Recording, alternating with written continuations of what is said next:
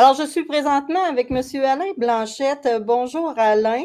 Bonjour Chantal. Cette semaine, on se rencontre parce que moi, je trouve ça vraiment dans Portneuf, c'est un camp qui est extraordinaire, le camp des petits lecteurs.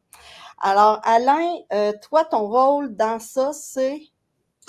Moi, c'est de faire en sorte qu'il y ait de plus en plus de camps des petits lecteurs sur le territoire de la MRC de Portneuf.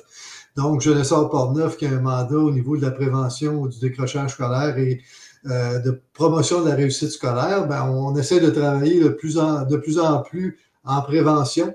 Donc, plutôt que d'attendre que des jeunes du secondaire décrochent puis qu'on essaye de les raccrocher à l'école, on essaye de prévenir les coups en essayant de voir ce qui accroche et ce qu'on peut faire. Parce que mon ex-conjointe m'avait dit un jour, lorsqu'on avait fait un projet pour les jeunes du secondaire qui s'appelait les Sentiers Jeunesse-Or à Portneuf, entre Pont-Rouge et Saint-Ramon, à Saint-Basile finalement, elle m'avait dit, tous les jeunes que tu as là, on les a vus passer au primaire, puis on savait déjà qu'il allait avoir des problèmes. Fait que je me suis dit, Griff, s'ils savent déjà c'est qui, on va travailler en amont. Fait que les camps des petits lecteurs, tout simplement, ça vise les jeunes du primaire, les premières et deuxième années du primaire, des élèves qui ont de la difficulté en lecture. Donc, c'est les orthopédagogues des écoles qui identifient les jeunes qui auraient tout intérêt à faire le camp d'été parce que on parle de plus en plus dans le milieu éducatif d'essayer de compenser pour ce qu'on appelle la glissade de l'été. C'est-à-dire que quand les jeunes terminent en juin, ils ont acquis certaines compétences en lecture, mais durant l'été, ils pratiquent plus ou moins. Donc, quand ils reviennent en septembre, ben là, des fois, il y a des profs qui se demandent, t'as-tu fait ta première année? Ouais. Ouais. Donc, l'idée, c'est de leur faire vivre des activités de lecture durant l'été, qu'ils soient inscrits au camp de jour ou non.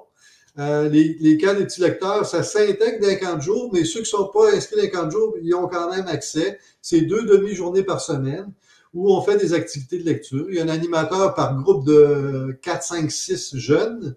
Les activités se passent dans la bibliothèque, généralement à la bibliothèque municipale.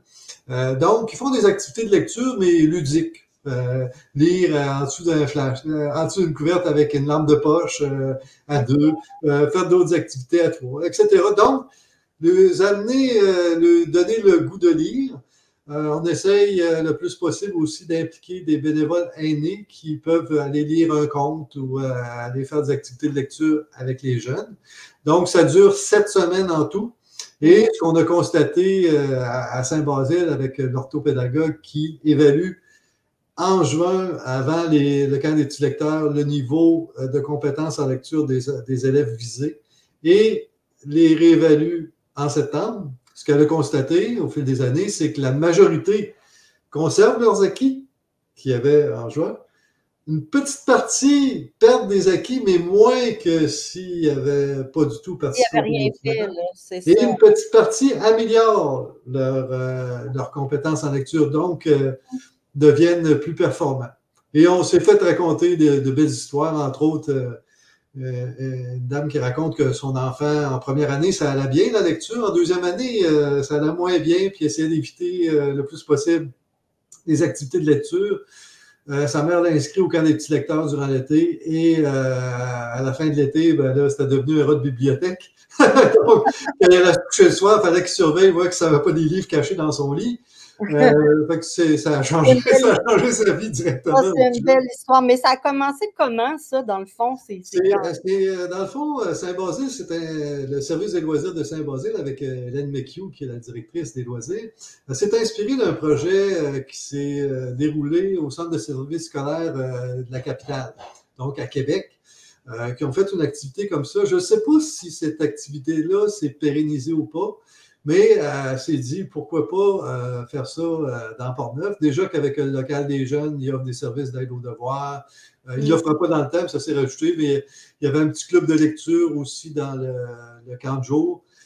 Donc, elle s'est dit, pourquoi pas démarrer ça. Et cette année, j'y ai parlé tantôt, il y a 30 jeunes d'inscrits juste à Saint-Basile. Juste à Saint-Basile. 30 jeunes d'inscrits. Puis en plus, il y a pas loin d'une quarantaine de jeunes qui font en plus les activités de lecture, pas le camp des petits lecteurs, mais un autre club de lecture. Ce qui fait qu'il y a des élèves qui vraiment vont retourner à l'école à l'automne et vont être Ils vont être meilleurs. meilleurs en lecture. Puis c'est tellement important la lecture parce que, tu sais, exemple, un enfant peut être bon en mathématiques, mais s'il n'est pas capable de comprendre les questions d'examen parce qu'il y a des difficultés en lecture, ben, il n'aura pas un gros score. Hein? Fait que des fois, des enfants peuvent, à force de vivre des échecs, avoir l'impression qu'ils ne sont pas bons. Ouais. Et quand tu perds ton estime de soi, là, c'est dur à remonter. Fait que leur faire vivre des petites réussites comme ça, puis finalement que tout en s'amusant, on peut lire, ben, on y prend goût. Fait que, donc, on se dit, il risque fort que parmi ces jeunes-là, il y en a qui se seraient retrouvés dans une situation de risque de décrochage sérieux et qui finalement vont pouvoir performer, c'est ça, poursuivre leurs études avec des succès. Fait que là, ça a commencé avec Saint-Basile.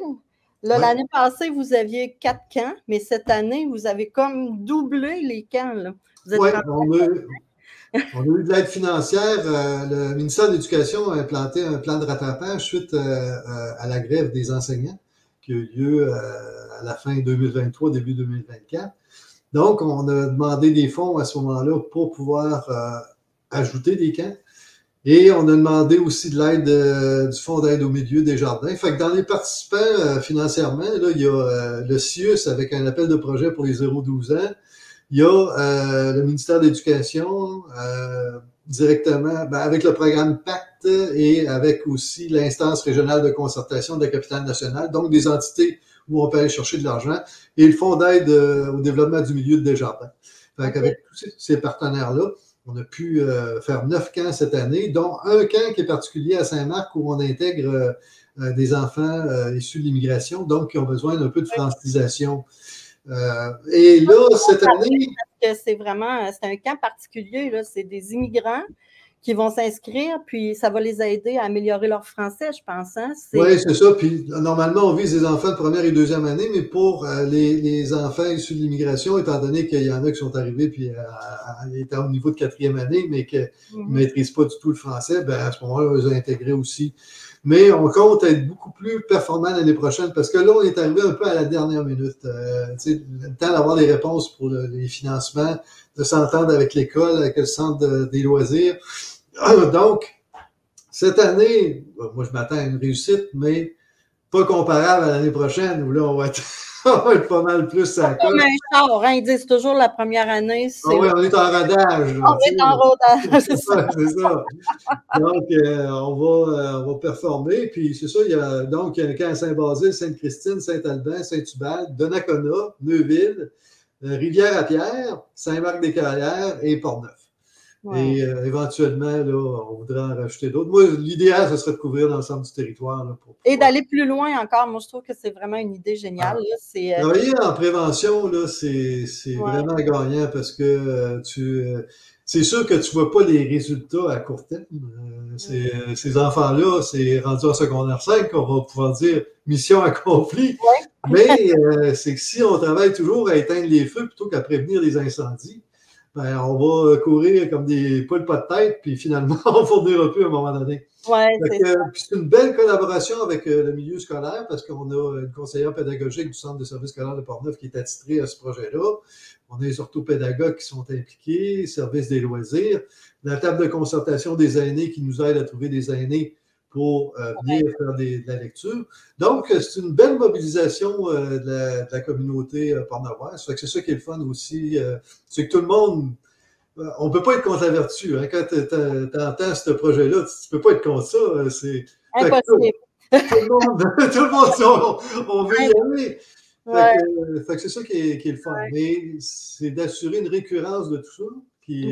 C'est ça qu'on est en train de bâtir, mais je suis confiant de. Ah, je suis sûre. Et je voulais savoir, dans le fond, mettons qu'un parent dirait moi, je ne veux pas que mon jeune perde ses acquis pour la lecture.